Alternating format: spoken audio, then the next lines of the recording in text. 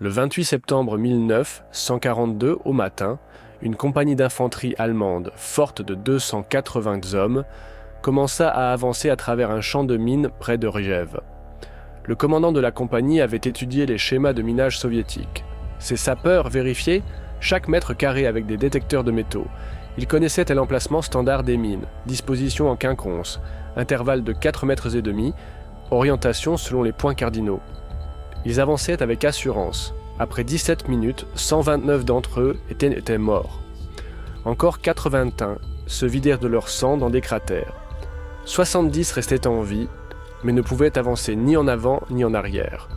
Le champ de mines qu'ils traversaient avait été installé par un seul homme en 3 nuits. Il avait utilisé des mines antipersonnelles standard PMD6. Les mêmes mines que les Allemands avaient appris à détecter et à désarmer en 8 mois de combat sur le front de l'Est. Mais cet homme les avait disposées de telle manière que tous les manuels de la Wehrmacht sur le déminage devinrent inutiles. Sa méthode était si simple que lorsque le commandement en prit connaissance, la première réaction fut l'incrédulité.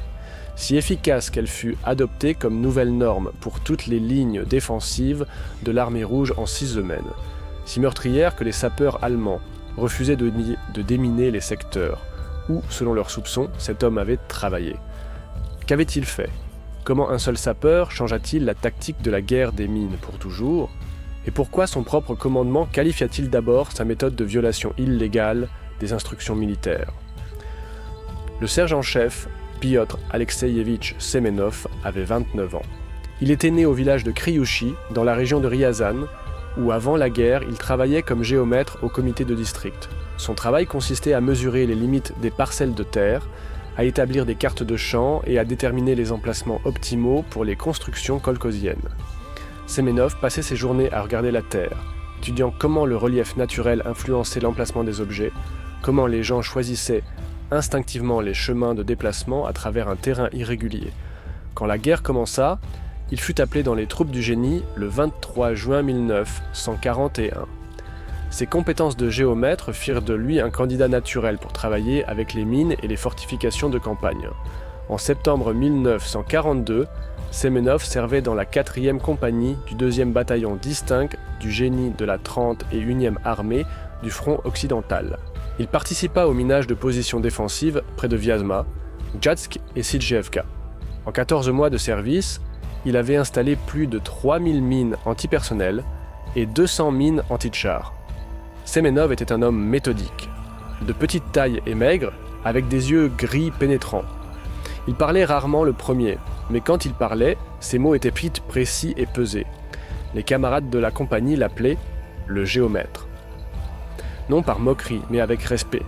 Il abordait le minage comme une science, notant dans un carnet usé les schémas de chaque champ qu'il installait, observant comment les Allemands réagissaient, où ils déminaient avec succès, où ils subissaient des pertes.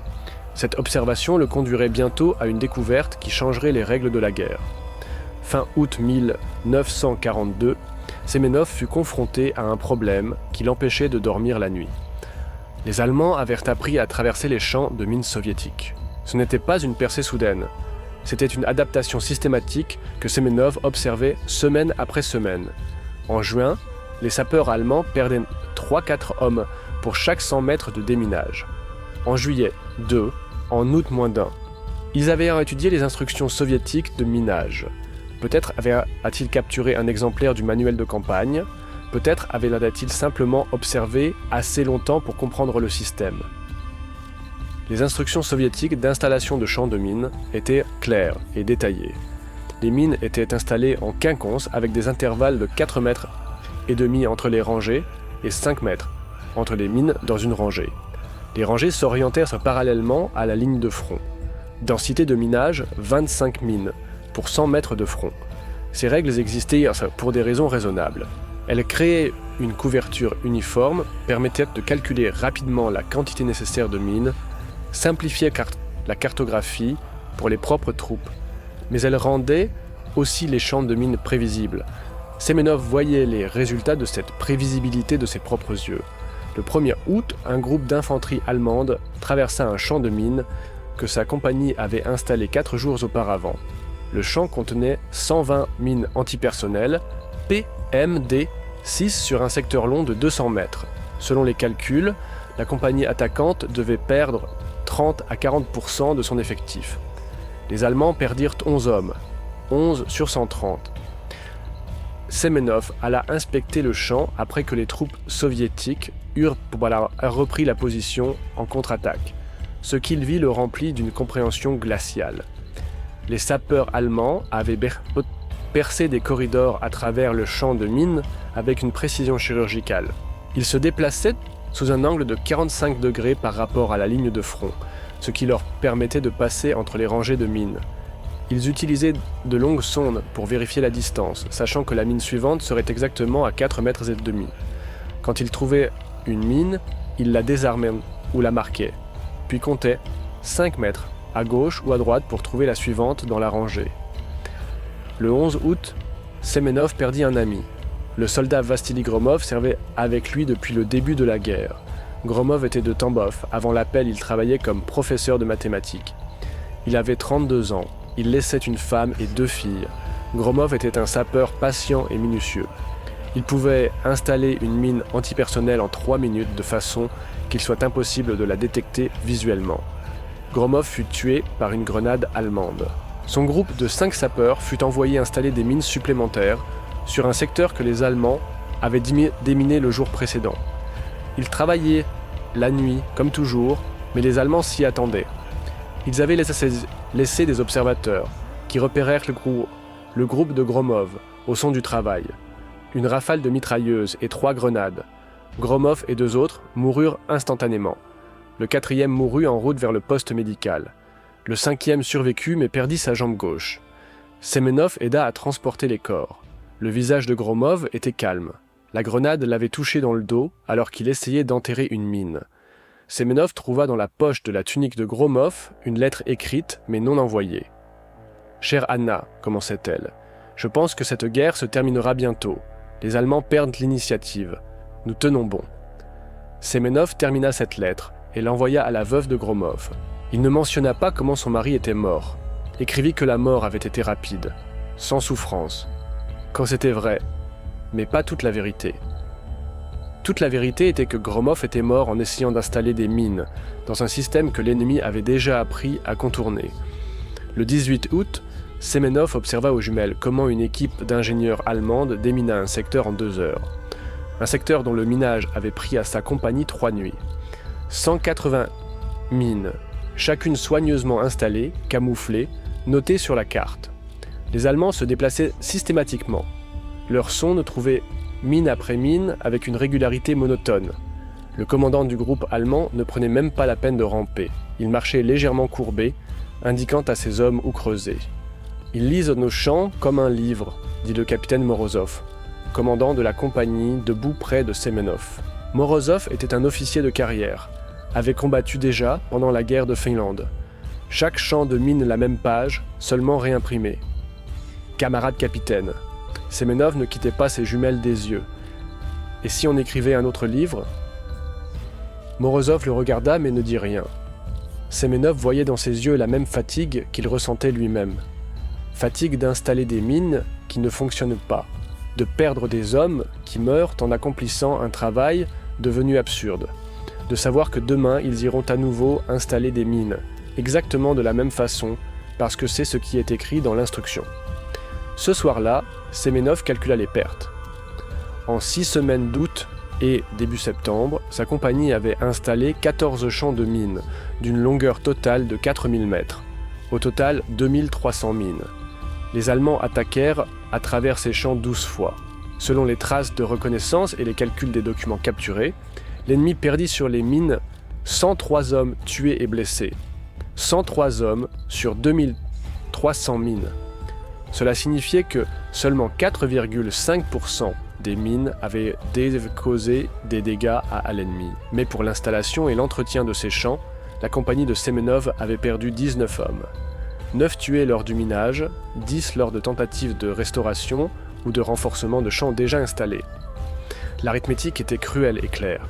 Les sapeurs soviétiques subissaient plus de pertes qu'ils n'en infligeaient à l'ennemi.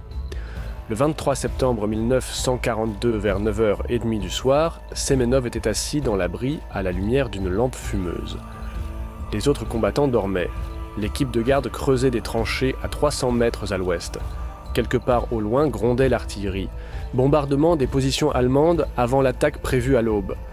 Semenov déroula sur la table en bois une carte allemande de prise de guerre, capturée au combat 3 jours auparavant. La carte était détaillée. Échelle 1 pour 10 000. Dessus, un officier allemand avait soigneusement marqué les champs de mines soviétiques avec des croix bleues. Semenov compta les croix, 27 champs sur un secteur de front long de 12 km. Et sur chaque champ, l'Allemand avait dessiné un schéma. Ligne droite, rangée régulière, intervalle précis, comme un jardinier traçant des plates-bandes. Semenov sortit de sa poche son carnet. Il le tenait depuis le début du service, notant chaque champ installé. Ces schémas ressemblaient exactement aux annotations allemandes sur la carte capturée.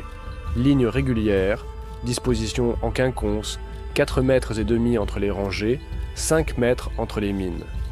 Nous creusons des tombes à la règle, marmonna-t-il dans sa barbe. Semenov ferma les yeux, essayant de clarifier son esprit. Il se rappela son travail d'avant-guerre de géomètre. Se rappela comment il marchait dans les champs kolkhosiens, déterminant les limites des parcelles. Jamais un champ n'était parfaitement plat. Il y avait toujours des bosses, des creux, des rochers, des souches, des buissons. La nature ne connaît pas les lignes droites et les figures géométriques régulières, et les gens se déplaçant sur un terrain naturel choisissent toujours le chemin de moindre résistance. Ils contournent les obstacles, marchent sur les élévations où c'est sec, évitent les buissons où on peut trébucher. Il ouvrit les yeux et regarda à nouveau la carte. Et si on installait les mines, non selon un schéma géométrique, mais selon la logique du terrain, non selon l'instruction, mais selon l'endroit où les gens poseront naturellement leurs pieds. Semenov esquissa rapidement dans le carnet un nouveau schéma, imagina un secteur de terrain large de 200 mètres. Sur ce secteur, il y a 3 gros rochers, 2 arbres abattus, un vieux cratère d'obus, une petite colline à droite. Comment les Allemands se déplaceront-ils en déminant ce champ ? Ils contourneront les rochers, enjamberont les arbres abattus, contourneront le cratère, monteront sur la colline parce que de là, on voit mieux et c'est sec. Et si on installait les mines précisément là où la logique naturelle du mouvement conduira leurs pieds ?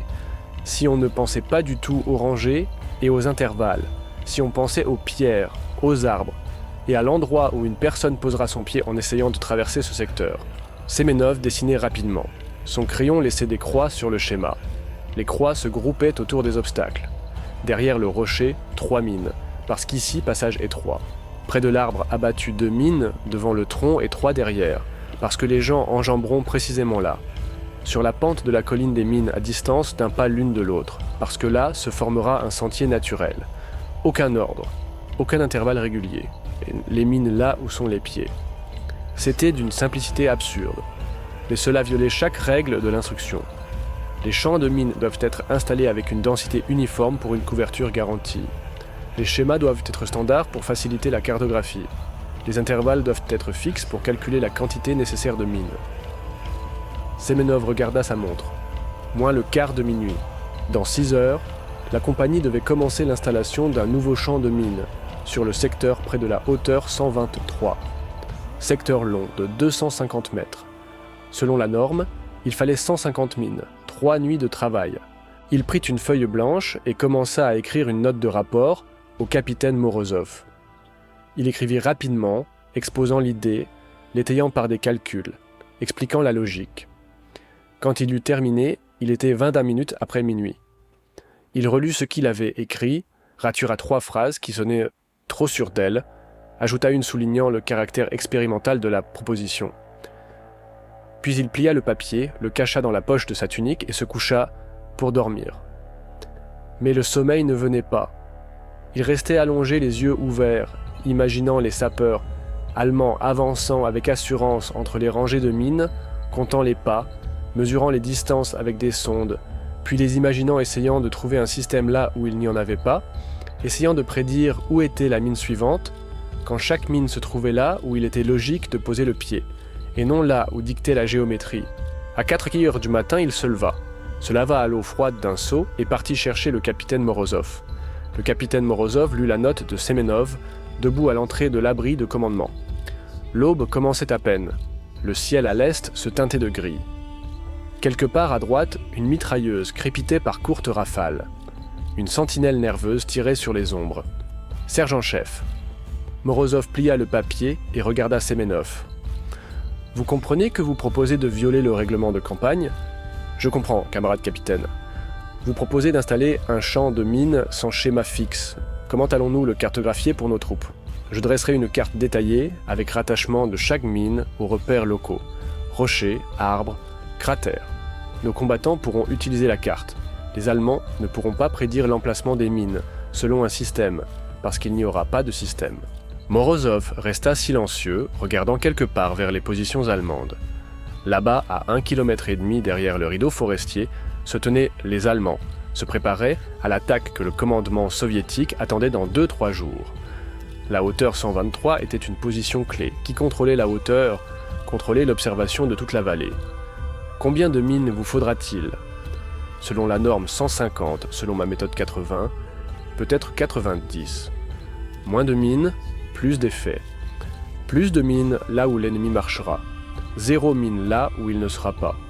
Au lieu d'une couverture uniforme, concentration sur les chemins de déplacement probables. Morozov regarda à nouveau la note, puis Semenov.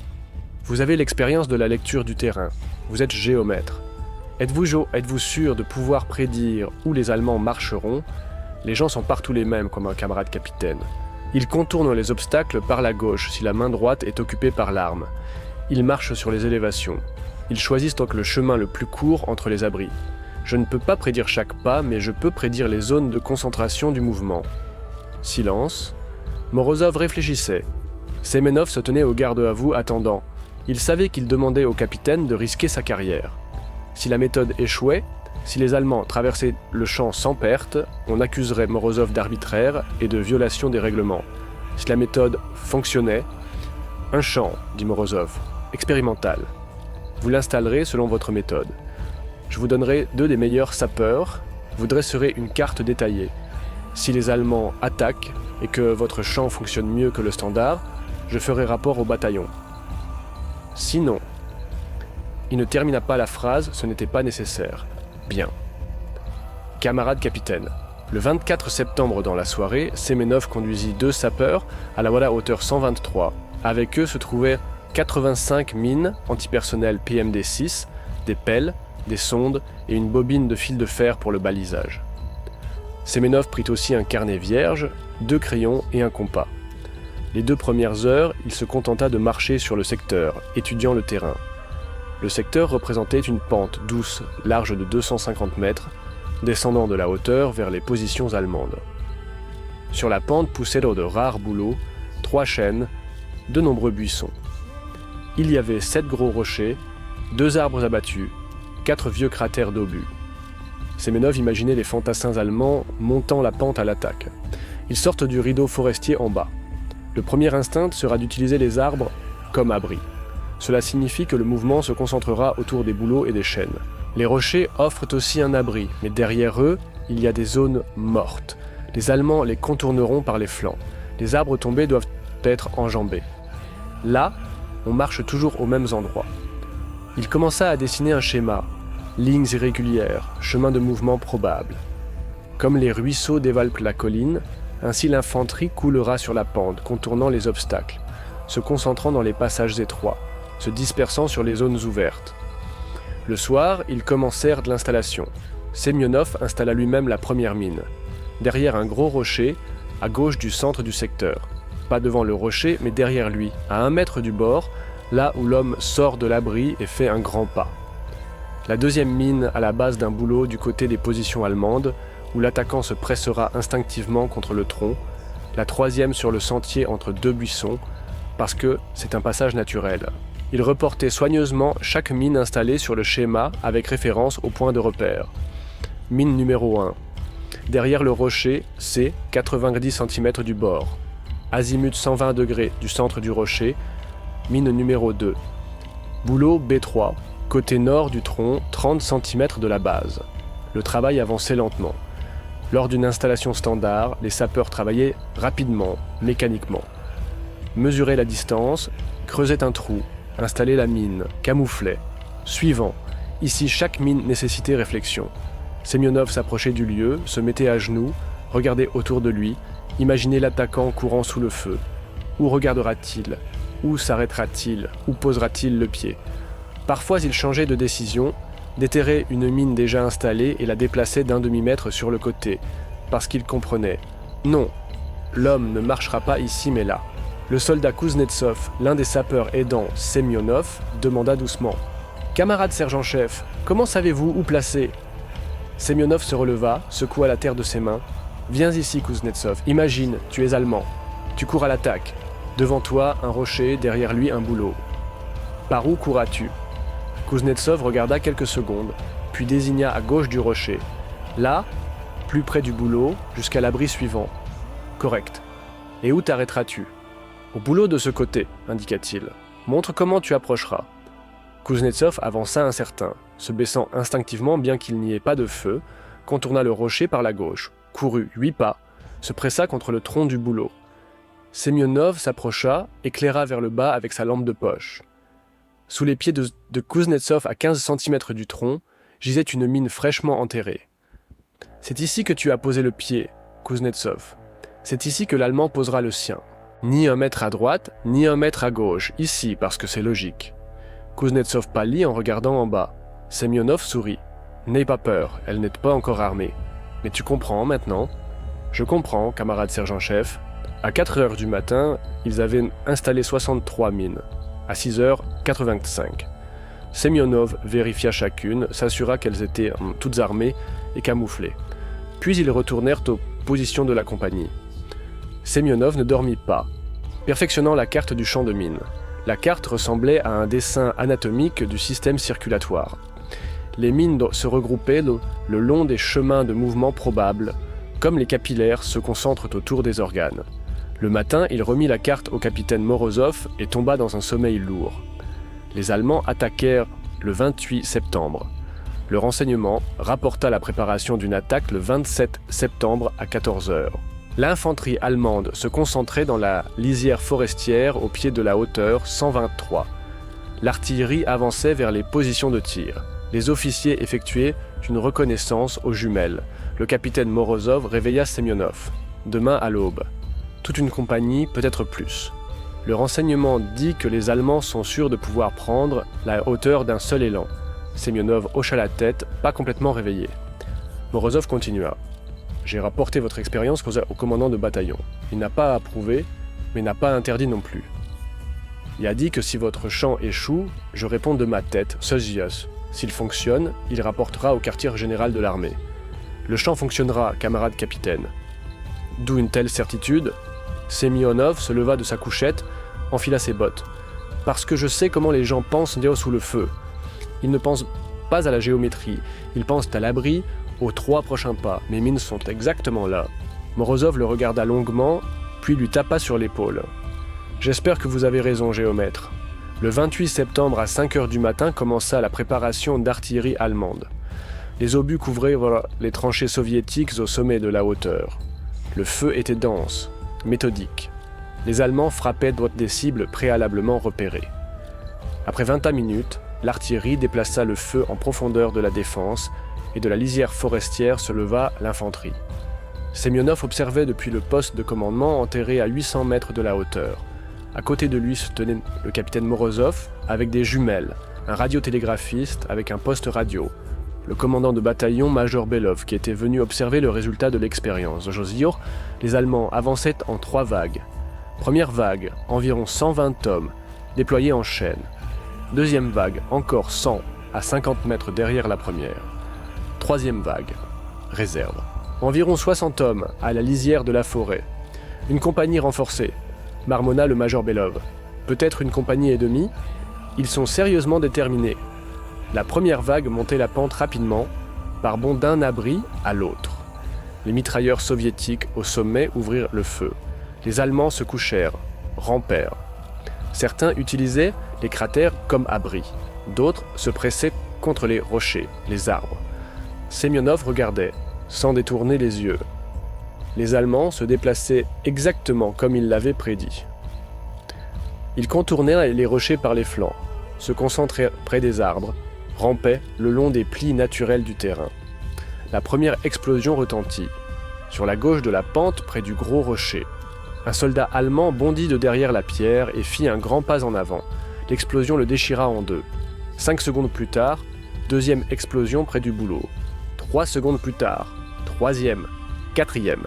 Les Allemands se couchèrent. Les officiers criaient des ordres. « En avant !» Ils sortirent des sapeurs avec des détecteurs de métaux. 3 commencèrent à ramper, vérifiant le sol devant eux. Les autres attendaient.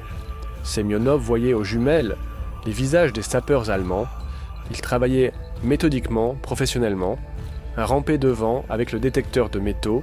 2 derrière lui marquaient le couloir sûr avec une corde. Le sapeur de tête découvrit une mine. S'arrêta, la neutralisa. Avança, découvrit une deuxième mine. Pas là où il l'attendait. Fronça les sourcils, regarda autour de lui. Tenta de déterminer le système. Ne put pas. Neutralisa la deuxième mine. Rampa. L'explosion le rattrapa après 4 mètres. Il rampait près d'un buisson. Le détecteur de métaux n'avait pas réagi. La mine était en bois. Le corps de la PMD6 était fait de contreplaqué compressé, spécialement pour être invisible au détecteur de métaux. Le sapeur posa sa main gauche sur la mine. L'explosion arracha la main et perça la poitrine d'éclats. Les 2 autres sapeurs reculèrent. L'officier allemand criait, agitant son pistolet, ordonnait de continuer. Les sapeurs ne bougeaient pas. « Ils ne comprennent pas le schéma, dit doucement le capitaine Morozov. Vos mines les rendent fous. » Le commandant allemand décida de percer en masse. S'il est impossible de déminer méthodiquement, percer rapidement, sacrifiant des hommes, mais prenant à la hauteur avant que les pertes ne deviennent critiques. À 5h51, les Allemands se levèrent et partirent à l'attaque. Pas par bonds, mais en chaîne dense tous ensemble. Le calcul était sur la vitesse. Traverser le champ de mines en 1 minute, perdre 20-30 hommes, mais atteindre les tranchées soviétiques avec une supériorité numérique. La pente se transforma en enfer. Les mines explosaient, sans interruption. Pas en ligne, comme dans un champ de mines standard, quand le premier rang d'attaquants saute simultanément, mais chaotiquement, partout, imprévisiblement. Un Allemand contournait un rocher, explosion derrière le rocher. Un autre se pressait contre un arbre, explosion près de l'arbre. Un troisième courait sur un terrain apparemment propre entre 2 cratères. Explosion au milieu du chemin. Semyonov comptait les explosions. 10, 15, 20, 25. Les Allemands ne s'arrêtaient pas, couraient en avant à travers les explosions, à travers les corps des camarades, à travers leur propre peur. 30 explosions. 35, la deuxième vague, qui était à 50 mètres derrière, vit le carnage et hésita. Les officiers les poussaient en avant. Ils avancèrent, mais lentement, avec appréhension, tombèrent sur les mêmes mines. 40 explosions, 45 à 5 heures, 37 minutes. 6 minutes après le début de l'attaque, l'offensive s'étouffait. Les Allemands se couchèrent au milieu de la pente, incapables de bouger ni en avant ni en arrière. Partout des mines. On ne sait pas où, on ne sait pas combien, on ne sait pas selon quel schéma. Les mitrailleurs soviétiques tiraient méthodiquement sur les Allemands couchés. Les mortiers ajoutèrent au leur feu. Le commandant allemand ordonna le repli. La troisième vague, qui n'avait pas réussi à entrer dans le champ de mines, commença à ramper vers la lisière forestière. Ceux qui restaient sur la pente tentèrent de reculer par le même chemin qu'ils étaient venus. La logique était simple. S'ils étaient déjà passés ici une fois et n'avaient pas sauté, alors ce chemin était sûr. Mais à l'attaque, ils couraient, ne remarquant pas l'itinéraire exact. Au repli, sous le feu, dans la panique, les chemins se confondirent. Les explosions recommencèrent. 50, 55, 60. Certains Allemands restaient simplement immobiles, sans tenter de bouger. Ils attendaient la tombée de la nuit. Les tireurs soviétiques choisissaient ceux qui bougeaient. À 6 heures, le feu s'éteignit. Sur la pente gisaient les morts, les blessés et ceux qui faisaient semblant d'être morts. Semyonov baissa ses jumelles. Ses mains tremblaient, non de peur. De la prise de conscience de ce qui s'était passé, ces mines avaient fonctionné, pas simplement fonctionné, elles avaient écrasé l'attaque de la compagnie allemande. Le major Belov se taisait, regardant la pente. Puis il se tourna vers Semyonov. « Combien de mines avez-vous installées, sergent-chef »« 85, camarade-major. Et combien n'ont explosé » Semyonov réfléchit, compta en lui-même. 63. Peut-être 65, difficile à dire précisément. Certaines explosions étaient simultanées. Belov hocha la tête lentement. 70%. 70% des mines ont atteint leur cible. Avec un minage standard, l'efficacité est de 4-5%.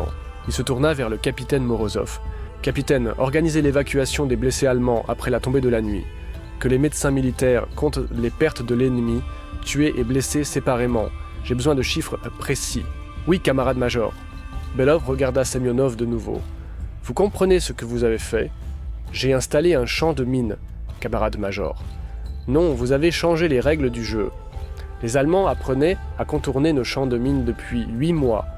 En une matinée, vous avez rendu leur connaissance inutile. » Il sortit un formulaire vierge de sa sacoche. « Je rapporte au quartier général de l'armée immédiatement. Vous devez décrire en détail votre méthode, schéma, principe, tout. Pour ce soir, vous pouvez... » Oui, camarade-major, le soir, les infirmiers comptèrent les pertes. Sur la pente de la hauteur 123, on trouva 129 soldats allemands tués, 41 blessés. Une partie évacuée par les Allemands après le repli. Une partie faite prisonnière. Total 210 pertes sur 280 ayant participé à l'attaque. 75%. Des 85 mines installées, 64 explosèrent. Chaque mine ayant explosé tua ou blessa en moyenne 3 hommes. Les Allemands avançaient en chaîne dense. Les explosions couvraient plusieurs personnes à la fois. Pour comparaison, un champ de mines standard de 150 mines dans une situation analogue causait 20-30 pertes à l'ennemi. Semyonov atteignit une multiplication par 7 de l'efficacité, utilisant 2 fois moins de mines. Les chiffres parlaient d'eux-mêmes. Le 1er octobre 1942, le colonel Gromov de la direction principale du génie militaire de l'armée rouge arriva au quartier général de la 31e armée. Avec lui se trouvait le capitaine Sokolov, instructeur de tactique de l'académie militaire du génie au nom de Kouibychev, et 2 majors ingénieurs du quartier général du front occidental.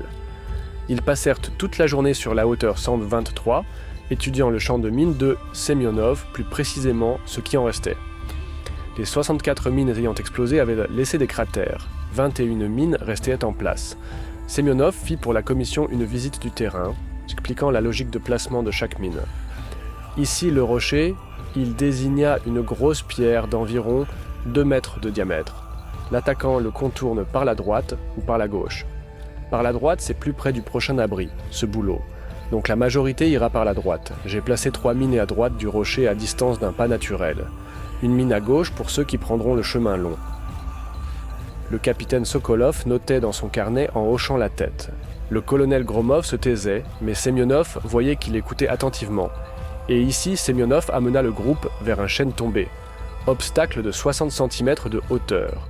Trop haut pour l'enjamber en courant. Il faut grimper ou contourner. J'ai placé 2 mines devant le tronc, où s'appuient les mains en grimpant. 3 mines derrière le tronc, où les pieds atterrissent. 2 mines de chaque flanc pour ceux qui contournent. 9 mines pour un arbre, demanda l'un des majors. Ce n'est pas un arbre, c'est un nœud de concentration de mouvement. Tous ceux qui viennent de cette direction sont forcés de franchir l'obstacle d'une manière ou d'une autre. Je leur donne le choix, grimper ou contourner. Dans les 2 cas, ils tombent sur des mines. Et s'ils contournent cet arbre largement, passant à 20 mètres de lui. Semyonov désigna sur le côté. Alors ils tomberont sur un autre groupe de mines installées près de ces buissons. Tout le champ est divisé en zones de mouvement probables. Chaque zone est couverte de mines, mais pas uniformément comme dans le schéma standard, mais concentrée au point où l'homme doit physiquement poser le pied. Ils continuèrent l'inspection pendant 2 heures. Semyonov montrait chaque mine restante, expliquait sa position. La commission posait des questions techniques, tactiques, méthodologiques. Quand ils eurent fini, le colonel Gromov rassembla le groupe au poste de commandement. « Camarades officiers, qu'avons-nous vu » Le capitaine Sokolov répondit le premier. « Dieu, nous avons vu l'application de la psychologie et de la connaissance du terrain au lieu de la géométrie. Le sergent-chef Semyonov a installé les mines, non pas là où dicte l'instruction, mais là où dicte la logique du mouvement humain. » « Correct, Et quel est le résultat? Multiplication par 7 de l'efficacité, économie de 200% de matériel. Gromov hocha la tête. L'économie de mine est d'importance critique. Nous sommes en déficit. Chaque mine compte. La méthode du sergent-chef permet de créer des champs plus efficaces en utilisant moins de ressources. Il se tourna vers Semyonov. Sergent-chef, pouvez-vous enseigner cette méthode à d'autres sapeurs? Oui, camarade colonel, mais l'élève doit savoir lire le terrain, comprendre comment les gens se déplacent sous le feu, penser non par schéma, mais par logique. Nous trouverons de tels hommes, géomètres, chasseurs, éclaireurs, ceux qui sont habitués à observer le terrain et les gens. Le colonel sortit de sa sacoche une chemise avec des documents. J'ai apporté avec moi le projet d'un nouveau manuel de minage. Il complète le règlement de campagne existant sans l'annuler. Les schémas standards restent pour les situations où il faut rapidement installer un champ en manque de temps. Mais on ajoute une nouvelle section, minage selon le terrain. Votre méthode, sergent-chef. Semyonov ne savait pas quoi répondre. Il hocha simplement la tête. Le document ira à l'approbation à l'état-major général dans une semaine, mais nous ne pouvons pas attendre la bureaucratie. La guerre n'attend pas. Je donne l'ordre de commencer immédiatement la formation des officiers sapeurs à la nouvelle méthode. Il regarda le capitaine Sokolov. « Capitaine, vous irez à Moscou et organiserez des cours d'instructeurs à l'académie. Vous sélectionnerez 20 des meilleurs officiers sapeurs de différents fronts. Vous les formerez à la méthode de Semyonov en 2 semaines. Ils retourneront dans leurs unités et formeront leurs hommes. Oui, camarade colonel. » Gromov se tourna vers les majors. Vous deux organiserez l'application expérimentale de la méthode sur d'autres secteurs du front. Choisissez 3-4 directions critiques où sont attendues des attaques allemandes. Vous organiserez l'installation de champs selon la nouvelle méthode. Vous enregistrerez les résultats. Les majors hochèrent la tête. Enfin, Gromov regarda Semyonov. Et vous, sergent-chef, vous allez à Moscou, vous serez instructeur principal pour la nouvelle méthode. Affectation temporaire à l'académie pour une durée de 2 mois. Semyonov fut décontenancé. Camarade colonel, je suis un sapeur de première ligne, je ne sais pas enseigner. Vous apprendrez, vous n'avez pas le choix. C'est un ordre. Le 8 octobre, Semyonov arriva à Moscou. On le logea au dortoir de l'Académie militaire du génie, on lui donna un uniforme avec des insignes de grade propres, on lui remit du matériel pédagogique. 20 officiers sapeurs de 9 fronts attendirent déjà dans l'amphithéâtre. La première conférence fut un échec. Semyonov n'avait pas l'habitude de parler devant un auditoire. Il marmonnait, se confondait, perdait le fil.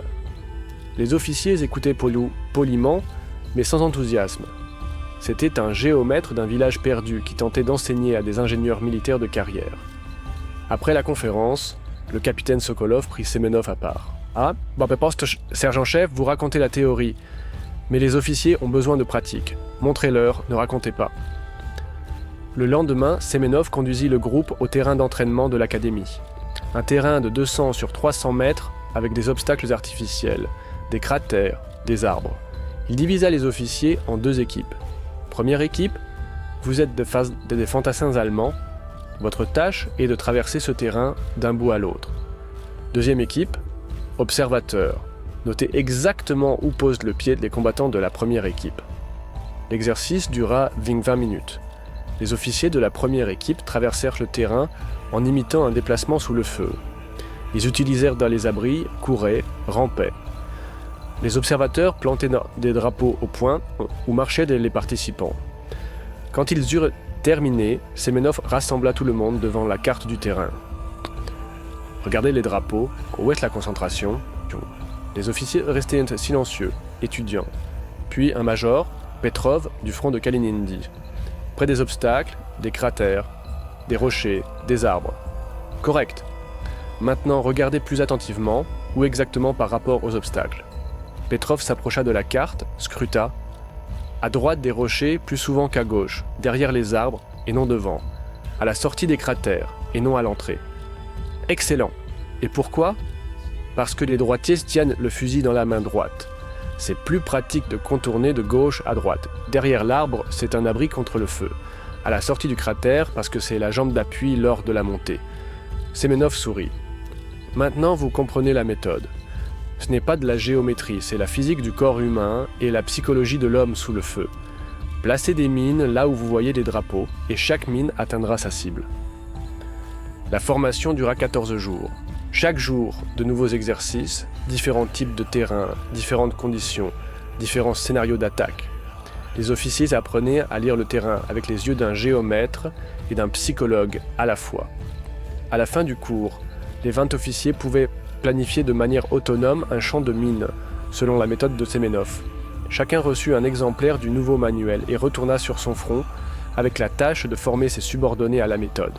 Le 17 octobre arrivèrent les premiers résultats des fronts, et près de Stalingrad, où l'un des officiers formés, le capitaine Voronov, installa un champ expérimental selon la nouvelle méthode. L'attaque allemande d'une force de 2 compagnies fut stoppée avec des pertes de 163 hommes, 97 mines utilisées, efficacité de 68%. Près de Voronezh, résultat similaire. 112 mines, 204 pertes ennemies. Près de Rzhev, encore mieux. 130 mines, 237 pertes. Les chiffres arrivaient chaque jour. La statistique était irréfutable. La méthode fonctionnait partout, dans différentes conditions, avec différents types d'attaques. Le 23 octobre, l'état-major général approuva le nouveau manuel sur le minage. Le document s'intitulait « Supplément au règlement de campagne, minage tactique des positions défensives tenant compte des particularités du terrain ». L'auteur indiqué était le collectif de la direction principale du génie militaire sous la direction du colonel Gromov. Mais dans le préambule figurait la phrase « La méthodologie a été développée sur la base de l'expérience de combat du sergent-chef Semenov PA, 4e compagnie du 2e bataillon indépendant du génie de la 31e armée du front occidental ». Fin octobre, la méthode de Semenov était appliquée sur 17 sections du front de Leningrad au Caucase. Fin novembre sur 100. Fin décembre, plus de 2000 sapeurs furent formés à la nouvelle méthode. Les Allemands remarquèrent les changements rapidement. Dans les documents capturés apparurent des avertissements. Les champs de mines soviétiques ont changé de caractère. Les schémas de déminage standard ne fonctionnent pas. Une prudence maximale et un temps accru pour le déminage sont requis. Le temps, c'est ce que les Allemands n'avaient pas. Sur les fronts se déroulait la campagne d'automne, 1942. Chaque jour comptait. Chaque retard d'attaque dû aux champs de mines donnait aux troupes soviétiques le temps de renforcer la défense, d'amener des réserves, de se regrouper. En janvier 1943, les statistiques de la direction principale du génie militaire montraient que les champs de mines installés selon la méthode de Semenov retardaient les attaques allemandes en moyenne de 47 minutes de plus que les champs standards. Infliger 6,2 fois plus de pertes à l'ennemi nécessitait de 38% de mines en moins pour l'installation. Mais il y avait encore un chiffre qui ne fut pas inclus dans les rapports officiels, mais qui était connu à l'état-major. Les pertes de sapeurs lors de l'installation de champs selon la nouvelle méthode diminuèrent de 22%, car la méthode nécessitait moins de temps pour l'installation, moins de mines à transporter, moins d'allers-retours à travers la zone neutre sous le feu ennemi. Semenov retourna dans sa compagnie début décembre. Il fut accueilli en héros. Le capitaine Morozov déposa personnellement un rapport pour proposer Semenov à l'ordre de l'Étoile Rouge. Le rapport fut approuvé 2 semaines plus tard. Le 27 décembre, dans l'abri de la compagnie à la lumière de 3 lampes, à huile, le chef de bataillon, le major Belov, remit à Semenov le livret de décoration et une petite boîte rouge avec l'ordre. Qui est sergent-chef Semenov, Belov lisait d'une feuille. Pour le développement et la mise en œuvre d'une nouvelle tactique de minage des positions défensives, ayant assuré une augmentation significative de l'efficacité au combat des troupes du génie et infligé des pertes substantielles à l'ennemi, et décoré de l'ordre de l'Étoile Rouge. La compagnie applaudit. Semenov se tenait au garde à vous, ne sachant où mettre les mains. Il n'avait jamais pensé aux récompenses. Il pensait seulement à comment faire pour que ses camarades ne meurent pas en vain. Après la cérémonie, le soldat Kuznetsov s'approcha de lui, celui-là même qui avait aidé à installer le premier champ expérimental. « Camarade sergent-chef, je voulais dire, vous souvenez-vous quand vous m'avez montré que j'avais marché sur une mine ?»« Je me souviens, Kuznetsov. » J'ai alors compris que la guerre n'est pas seulement des ordres et des règlements, c'est aussi réfléchir. Réfléchir où l'ennemi posera le pied, où je poserai le pied, comment déjouer la mort. Semenov posa la main sur l'épaule de Kuznetsov. « Tu as bien compris, soldat, la guerre, c'est réfléchir. Celui qui réfléchit mieux, celui-là survit. » Piotr Alexeïevitch Semenov vécut jusqu'à la fin de la guerre. Il parcourut les combats de Riev à Berlin, participa à la bataille de Koursk, à la libération de la Biélorussie, à l'opération Vistule-Oder. En 4 ans de guerre, il installa ou dirigea l'installation de plus de 200 champs de mines.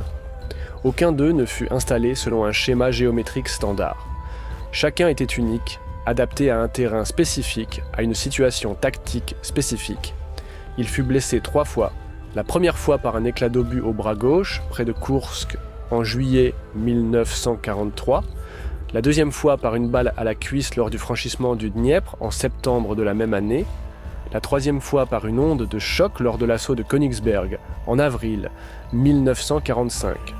Chaque fois, il retournait au front après 2-3 mois. À la fin de la guerre, il était sergent-major, commandait un peloton de sapeurs, avait 3 ordres de l'Étoile rouge, un ordre de la guerre patriotique 2e classe, une médaille pour le courage et 6 remerciements du commandement des fronts.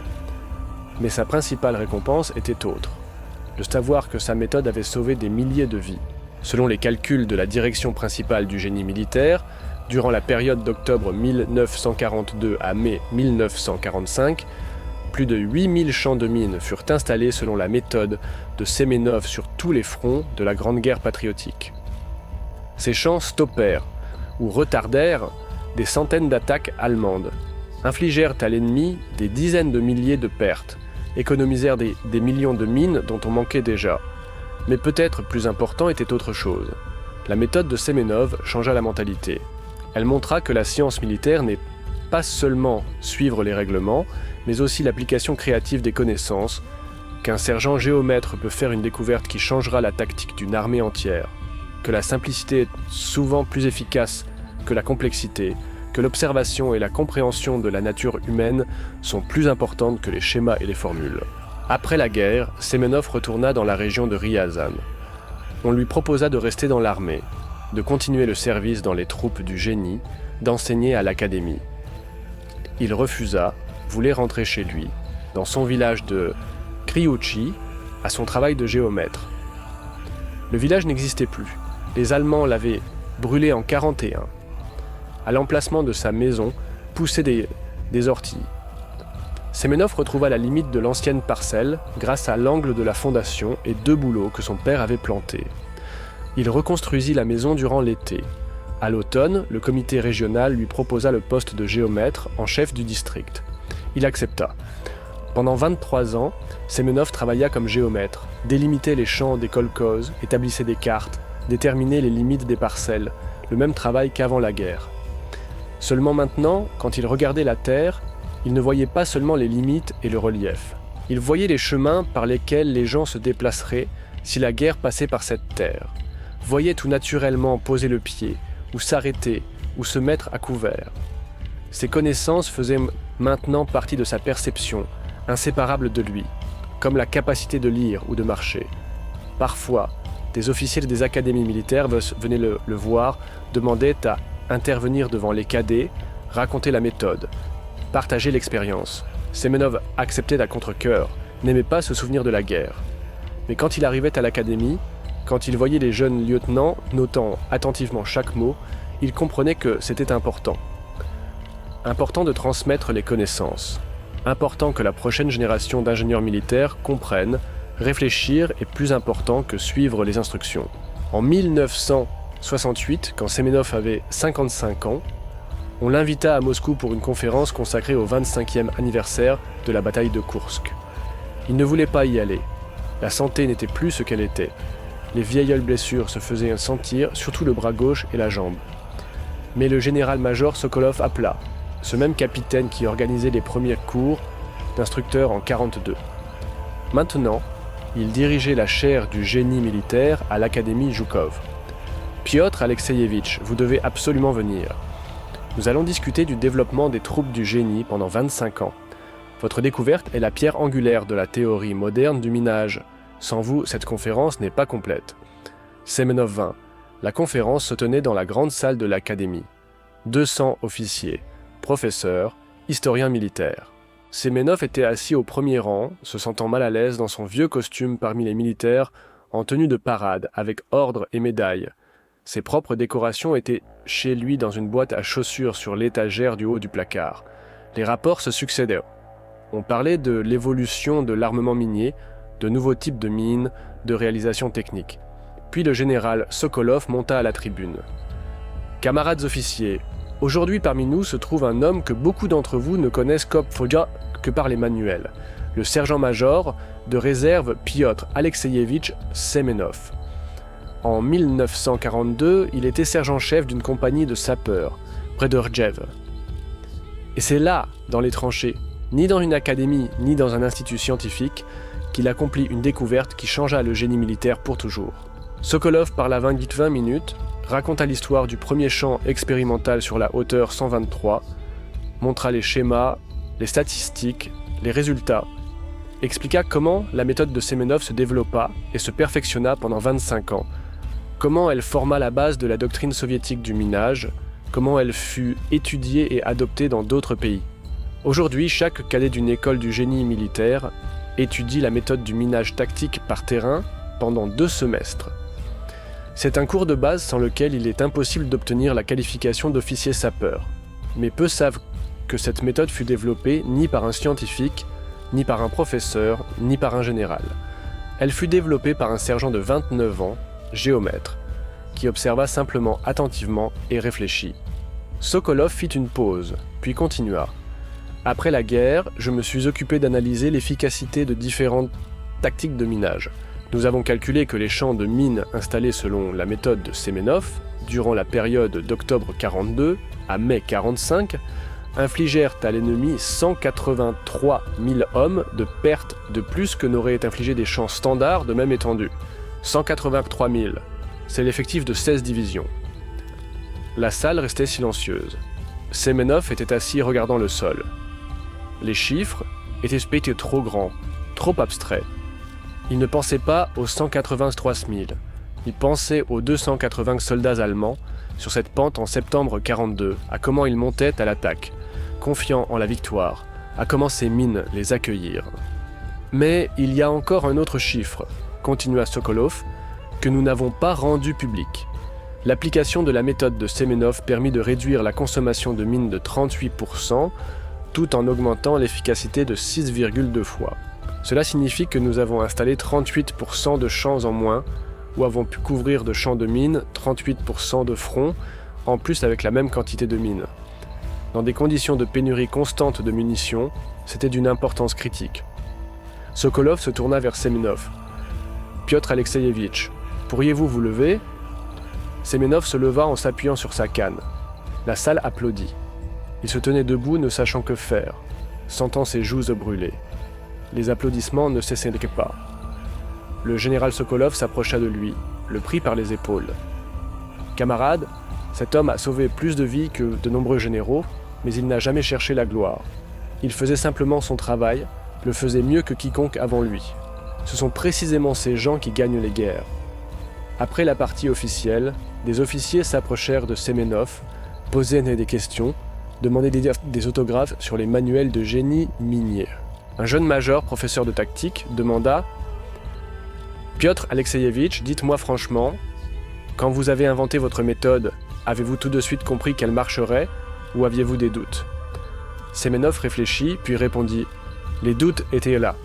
Mais je voyais que l'ancienne méthode ne fonctionnait pas, voyais comment périssaient les camarades et comprenais qu'il fallait changer quelque chose.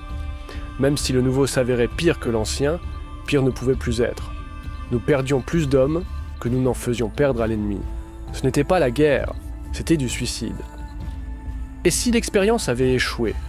Si les Allemands avaient traversé votre champ sans perte?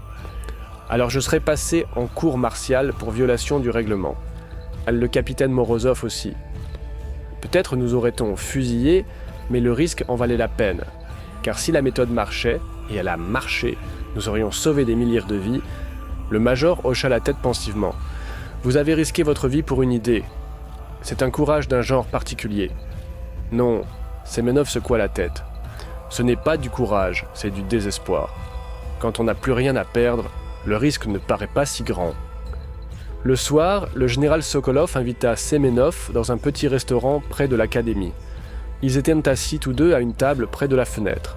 buvait du vin géorgien, se souvenait de la guerre. Vous souvenez-vous, Piotr Alexeïevitch, quand je suis venu pour la première fois sur la hauteur 123, à l'automne 42.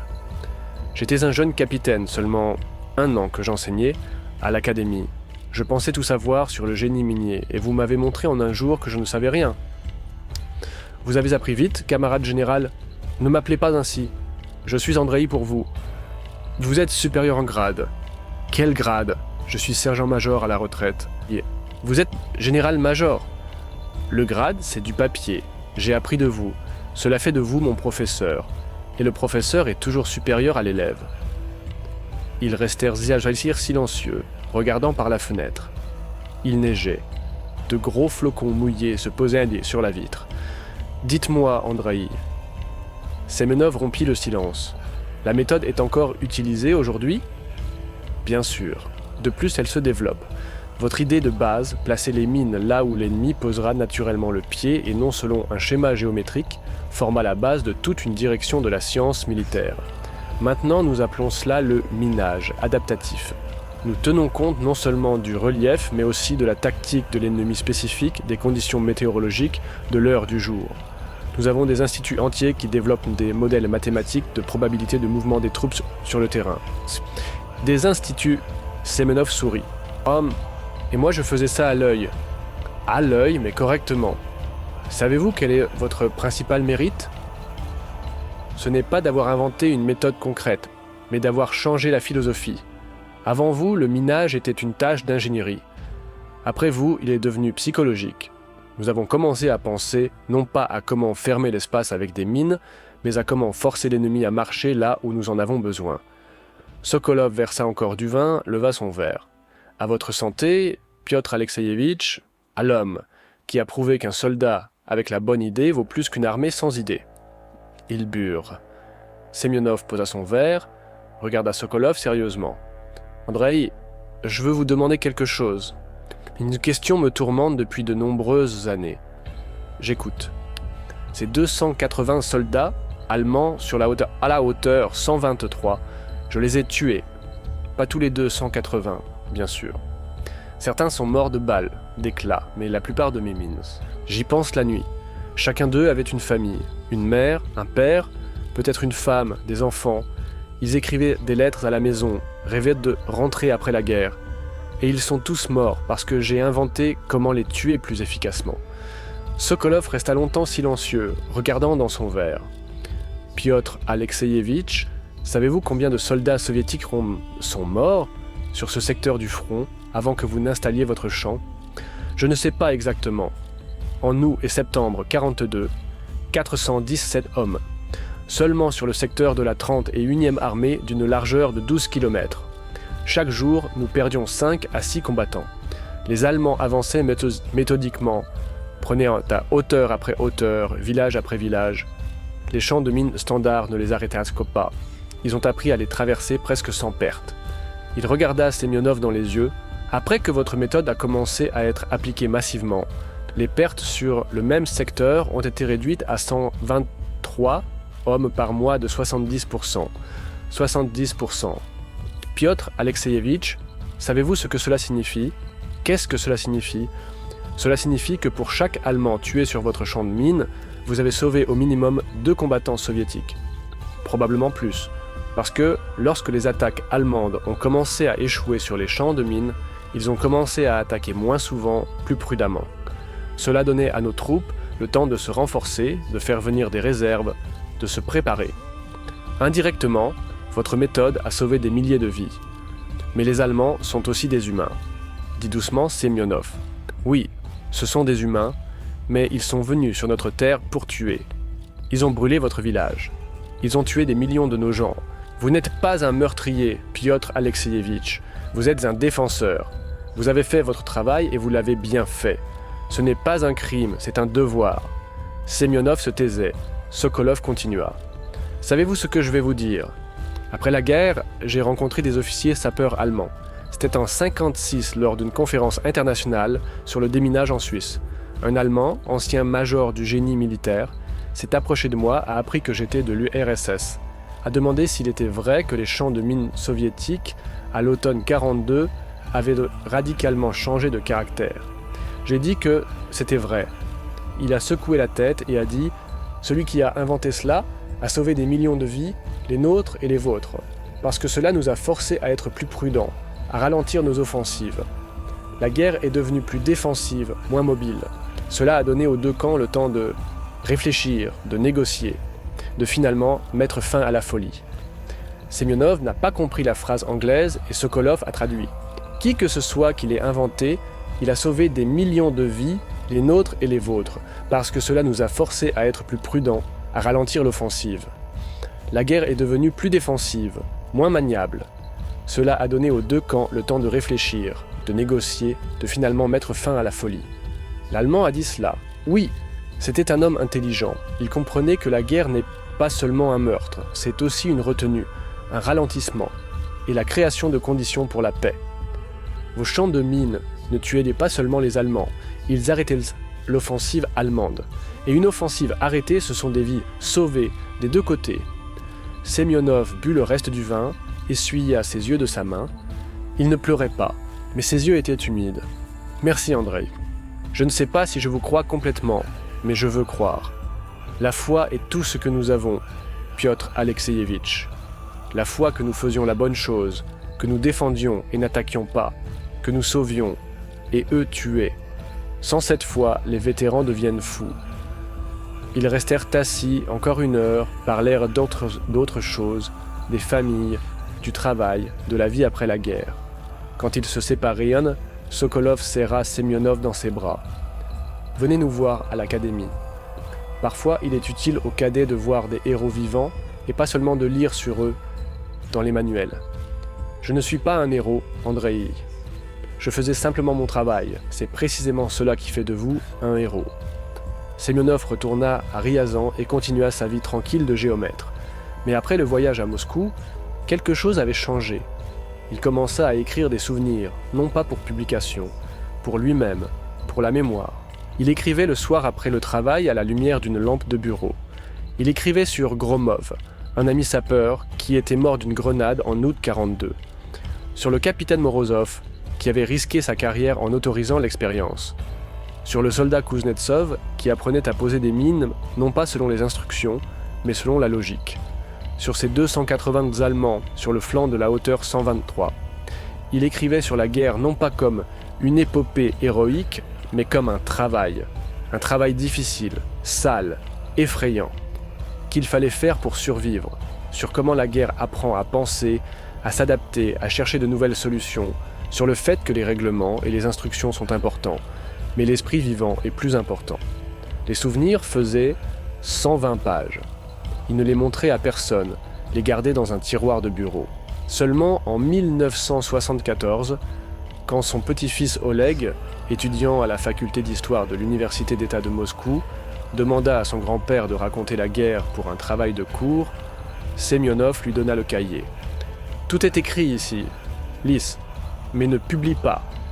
C'est une histoire privée. » Oleg lut en 2 soirées, puis vint voir son grand-père les yeux brillants. « Grand-père, il faut publier cela. C'est un document unique. Tu décris la guerre de l'intérieur par les yeux d'un sergent ordinaire. Sans propagande, sans embellissement. C'est la vraie histoire. » « Non, Oleg, j'ai écrit pour moi-même. Mais c'est important. Les générations futures doivent savoir comment tout s'est réellement passé. » Semyonov secoua la tête. « Les générations futures liront les manuels d'histoire. Tout y est écrit. Victoire, héros, exploit. Mon histoire n'y entrera pas. Je n'étais pas un héros. J'étais un sapeur qui a inventé comment mieux tuer les gens. Tu étais un soldat qui a inventé comment mieux défendre ton pays, » objecta Oleg.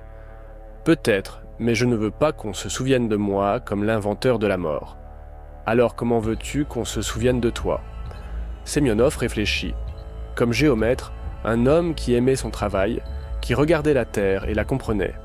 La guerre était un épisode terrible, nécessaire. Mais seulement un épisode. Ma vraie vie, c'est ceci. Il montra par la fenêtre les champs au-delà du village. Mesurer la terre, faire des cartes, aider les gens à connaître les limites de leurs parcelles, c'est ma vocation. Oleg ne discuta pas, mais il prit le cahier, promettant de le garder dans les archives familiales. 20 ans plus tard, en 1994, 3 ans après la mort de Semyonov, Oleg publia les souvenirs de son grand-père dans la revue d'histoire militaire sans nom de famille, sous le pseudonyme Pass, adjudant de réserve. L'article s'intitulait « Note d'un sapeur, comment un soldat a changé la tactique de la guerre des mines ». L'article fut réimprimé par plusieurs revues. Il devint classique pour les cadets des écoles d'ingénierie militaire. Des citations en furent reprises dans les manuels d'histoire militaire. Mais peu de gens savaient que derrière le pseudonyme Pass se tenait une personne concrète, Piotr Alexeyevitch Semyonov, géomètre de la région de Ryazan, qui à l'automne 1942 fit une découverte changeant le cours de la guerre. La méthode de Semyonov est utilisée jusqu'à aujourd'hui, pas sous la forme où elle était appliquée en 1942. Les mines modernes, les systèmes modernes de déminage, la tactique moderne diffère fortement des réalités militaires, de la Grande Guerre patriotique, mais la philosophie est restée la même. Tout officier sapeur de l'armée russe moderne étudie le principe du minage adaptatif, basé sur l'observation du comportement probable de l'adversaire. Les mines sont posées non selon un schéma abstrait, mais en tenant compte du relief, de la psychologie, de la tactique de l'ennemi concret. C'est une connaissance de base, aussi fondamentale que la capacité d'installer un détonateur ou de lire une carte. À l'Académie militaire d'ingénierie, Djoukov, il y a une salle numéro 23. Sur le mur pend une plaque commémorative. Dans cette salle, en octobre 1942, le sergent-chef P.A. Semyonov a donné le premier cours sur le minage tactique des positions défensives en tenant compte des particularités du terrain. Sa méthode est devenue la base de la doctrine moderne de soutien d'ingénierie de la défense. Chaque année, le 28 septembre, jour de la bataille sur la hauteur 123, les cadets de l'académie déposent des fleurs devant cette plaque. Peu d'entre eux connaissent les détails de la biographie de Semyonov, mais tous savent ce qu'il a fait. Il a montré que la guerre se gagne non seulement par les armes, mais aussi par la pensée, qu'un soldat observateur peut changer l'équilibre des forces plus qu'un bataillon de chars, qu'une solution simple est souvent plus efficace qu'une complexe, qu'il faut penser non pas à comment suivre les règles, mais à comment atteindre l'objectif. Ces leçons sont pertinentes non seulement pour les militaires.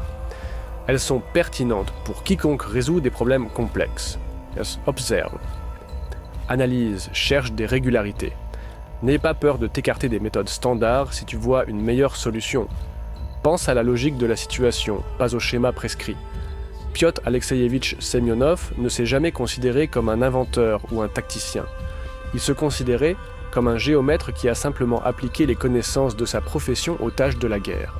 Il a regardé le champ de mine avec les yeux d'un géomètre, a vu la terre, le relief, les chemins naturels de déplacement, et a compris une vérité simple.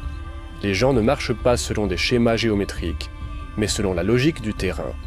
Cette vérité simple a sauvé des milliers de vies et a changé la science militaire à jamais.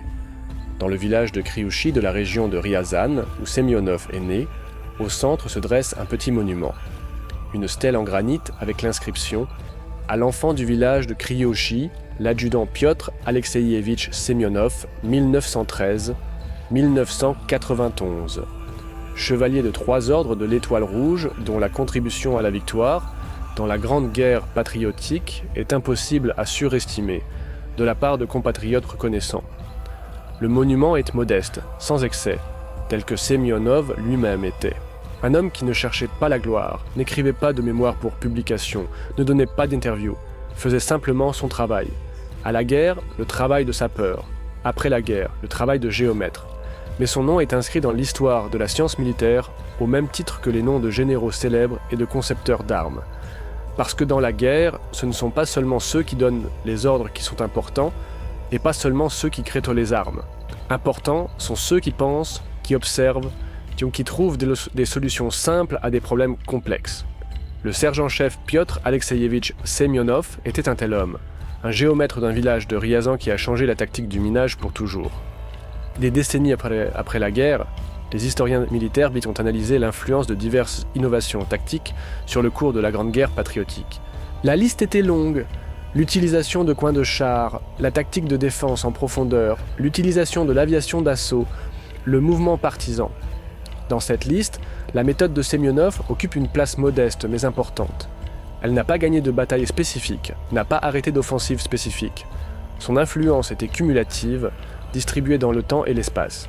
Des centaines de champs de mines sûrs, des dizaines de secteurs du front, des milliers d'attaques retardées, des dizaines de milliers de pertes de l'adversaire, des millions de mines économisées. Un historien, professeur à l'Académie militaire de l'État-major général, écrivit dans un article de 1999 « La victoire dans la guerre se compose de millions de petites décisions, prises par les soldats, les sergents, les jeunes officiers en première ligne. Ces décisions entrent rarement dans les manuels d'histoire, mais ce sont elles qui déterminent l'issue des batailles. La méthode de Semyonov est un exemple éclatant d'une telle décision. Un sergent, une idée, un champ de mine expérimental. Mais les conséquences de cette décision se sont répandues sur toute l'armée, sur tout le front, sur toute la guerre. Ce sont précisément de telles décisions, multipliées par des millions, qui ont conduit à la victoire. Cette évaluation est précise. Semyonov n'était pas un grand commandant, n'était pas un concepteur génial, il était simplement un soldat attentif, pensant, qui a vu un problème et a trouvé une solution. Une solution simple, élégante, efficace. L'histoire des guerres est pleine de telles histoires. Un soldat qui a inventé une nouvelle méthode de camouflage. Un mécanicien qui a inventé comment réparer un char en 5 minutes au lieu d'1 heure. Un tireur d'élite qui a développé une nouvelle tactique d'embuscade. Un opérateur radio qui a trouvé un moyen de protéger les transmissions contre l'interception. La plupart de ces histoires, Georges Moissasadier, sont oubliées, les noms sont perdus, les détails sont flous avec le temps, mais leur influence est restée. Elles sont entrées dans la pratique militaire, sont devenues des procédures standards, sont transmises de génération en génération. L'histoire de Semyonov a été préservée grâce au fait que sa découverte a été documentée. Le général Sokolov a insisté pour que la paternité de la méthode soit officiellement enregistrée. C'est une rareté dans l'histoire militaire, où les innovations sont souvent attribuées aux commandants et non aux simples soldats qui les ont inventées.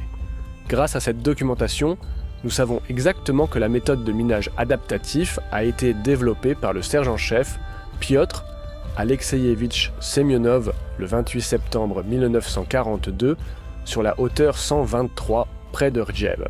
Nous savons que son premier champ expérimental de 85 mines a arrêté l'attaque d'une compagnie allemande de 280 hommes, lui infligeant 210 pertes. Nous savons que sa méthode a été adoptée par l'armée rouge 6 semaines après la première application. Nous savons qu'en 3 ans de guerre, selon sa méthode, plus de 8000 champs de mines ont été installés.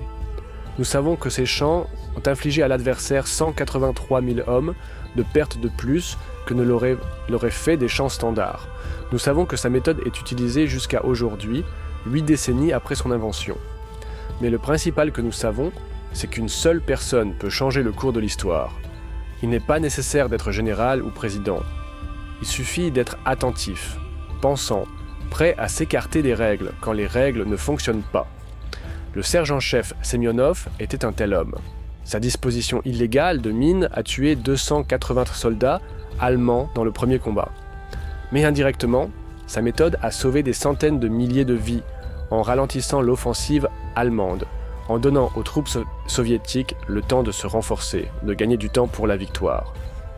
C'est l'héritage du géomètre de la région de Ryazan, l'héritage d'un homme qui regardait la terre et comprenait comment les gens se déplacent sur elle, l'héritage d'un soldat qui n'a pas eu peur d'enfreindre les instructions pour sauver ses camarades. Un héritage qui vit encore aujourd'hui dans chaque champ de mines correctement installé, dans chaque offensive arrêtée, dans chaque vie sauvée. Cette histoire montre que l'innovation ne naît pas dans les bureaux et les laboratoires. Elle naît en première ligne, dans les tranchées, dans l'esprit des soldats qui font face à des problèmes et sont obligés de chercher des solutions.